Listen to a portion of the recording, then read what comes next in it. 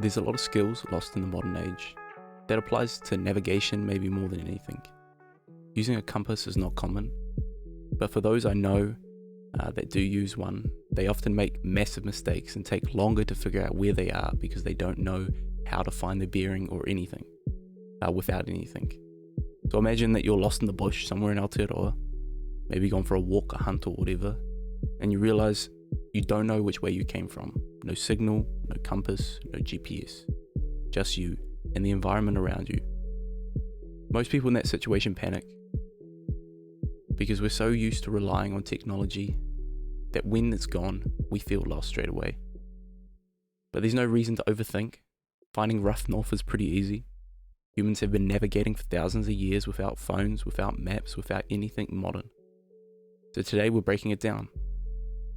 How to find north, using nothing but the world around you. Kia ora, no mai ki te haerenga. Welcome back to the Fleeing Ignorance podcast. This one's practical, and it might actually save your life one day. Now I'm going to be using New Zealand as an example for how to find north, but this works anywhere in the Southern Hemisphere, and the ideas work in the north, just the rules are flipped. So quickly, real basically, what does finding north even mean? Before we get into the technique, let's quickly talk understanding what we're actually doing. North isn't just a direction, it's your anchor. Once you know where north is, you can figure out everything else. South, east, west, where you came from, where you're going. So the goal isn't just finding north, it's orientate yourself. And there's a few reliable ways to do that. Method number 1, the sun. The easiest and the most reliable tool you have is the sun. Now, here's the key thing. We're in the Southern Hemisphere, which means the sun behaves differently than it does compared to Europe or the US. In Aotearoa, the sun moves across the northern part of the sky. It moves across the northern part of the side, yeah? So, in midday, the sun is roughly north for you. That's the first simple rule. Sun equals north, around midday. Obviously, you've got the sun in the morning, it rises from the east, and in the afternoon, it sets in the west. So if it's morning and the sun is to your right, you're facing north. If it's afternoon, the sun's facing to your left, again, you're facing north. You can also use shadows. You chuck a stick in the ground, watch the shadow. The shadow will roughly point to the south. So if it's in the midday, you've got a stick in the ground, directly on the dot midday, the stick will point straight to the south, which means the opposite direction is north. It's simple, but it works. And this one's really good. You are using a compass as well for a quick orientation. Trust me, I've seen it before where people just get lost in the source, overcomplicate using a compass, and start heading the opposite direction that they want to work. This is a good bulletproof method you can use while you're still moving. Doesn't take any time. You just quickly have a glance, quickly have a thought outside of yourself to make sure you are traveling the right way. Method 2, the stars. Now let's say it's night.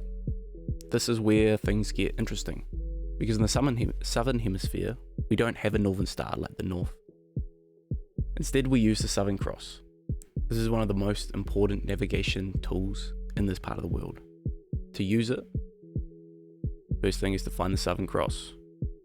So, it is in the name, it's a cross.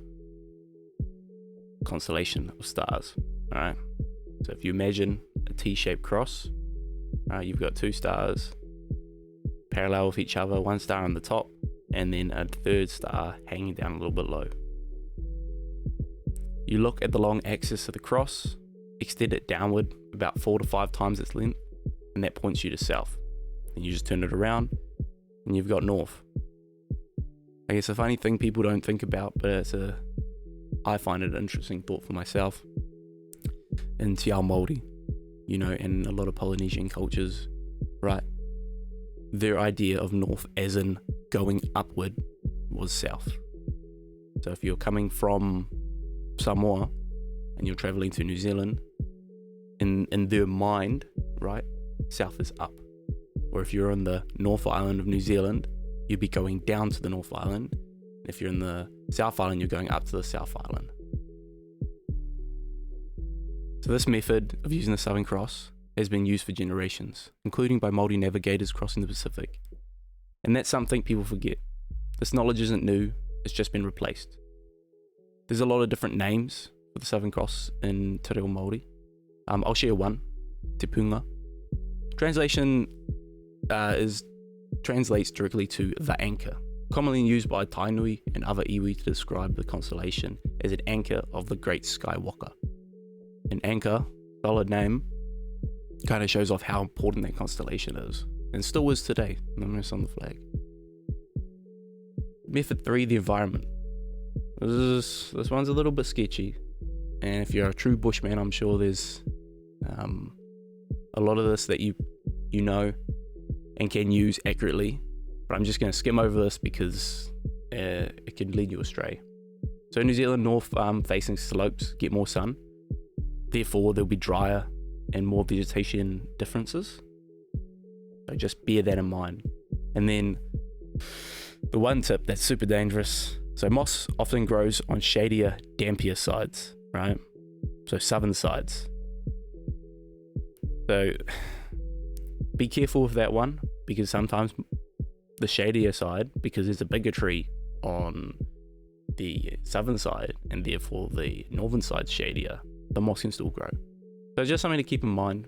These methods are unreliable on its own, but it's good for confirming direction, not leading to it. So don't rely on moss like a compass, just use it as a clue. Method 4, a little bit more broad, coastlines and winds. If you're near the coast, they can help massively, just in getting your bearing. In New Zealand, the west coast is rougher, right? That's the Tasman Sea. The east coast is generally calmer. So even that gives you orientation. Wind can also help. Prevailing winds often come from the west. Again, not perfect, but used when combined with other methods should help. The real skill. But here's the real takeaway. Finding north isn't about one trick, it's about awareness. You're constantly asking, where is the sun? What time is it? What is around me? You build a picture, and that's how people used to navigate. Not rely on one thing, but understanding everything. So yeah, you don't need a compass to find north. You've already got the tools. The sun, the stars, the land around you. The only difference is, most of us don't pay attention anymore. And maybe that's the bigger point. If we're going to flee ignorance, it's not about just learning big ideas. It's about understanding the world right now in front of us. Hey, kōna rā. And I'll see you in the next one.